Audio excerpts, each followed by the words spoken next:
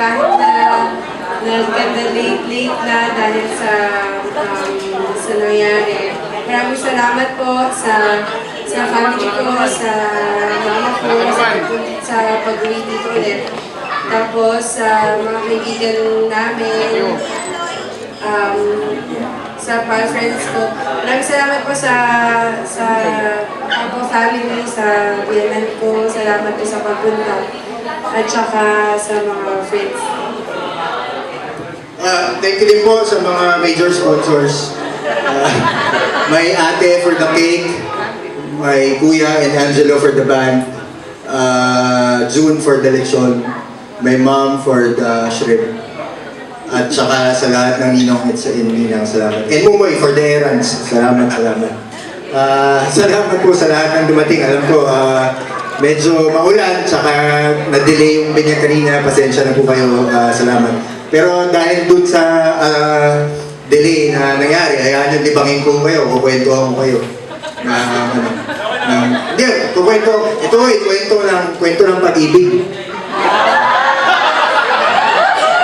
Isang kwento ito ng isang magsikirog. Ang lalaki po ay itago na lang natin sa pangalang Boy Binata. Si Boy Binata po ay isang makisig, magandang lalaki, mabait. Si Boy Binata ito, si Boy Binata. Siguro mga ilang taon nang nakakalipas na si Boy Binata, merong kaibigan. May kaibigan kasama sa, actually, boss niya sa opisina. Meron, yung asawa niya, may kaibigan din. Tago na lang natin si Miss Dalaga. Sa pangalan si Miss Dalaga.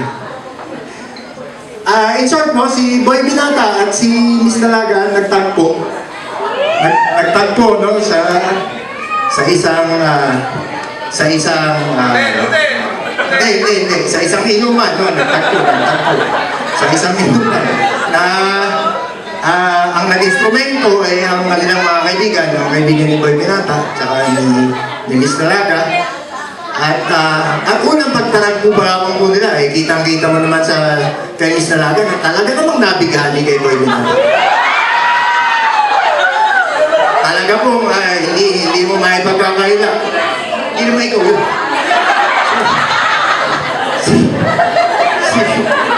Si Miss Dalaga po, talaga namang unang tingin pa lang ay punong-puno na po ng pagnanasa. Ngayon po, si Boy Binata naman, dahil na lang din sa respeto sa kanyang kaibigan, ay pinakilala sa kanya si Miss Dalaga, ay naging mabuti naman po sa unang nilang pagkikita. Bagkos, medyo gumawa pa po ng gimmick.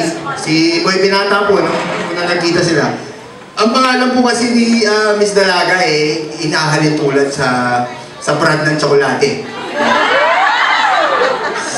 Si Boy Binata po habang nag-uusap sila, bigla pong umarte na naninikip ang dibdib na tila merong bumabara.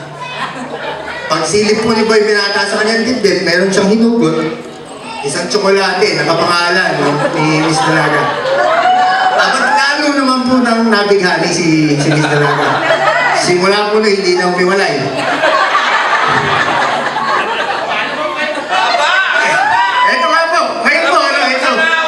Ito po ay naikwento ko dahil si Boy Binata po, naramdaman na naman ang naramdaman niya na pagbabara ng dibdib. Ito na nga po, sikip na dibdib. Tila ba may laman? At tila lumaki pa. Sisilipin ko lang po yung dibdib ni Boy Binata. Paano may laman po?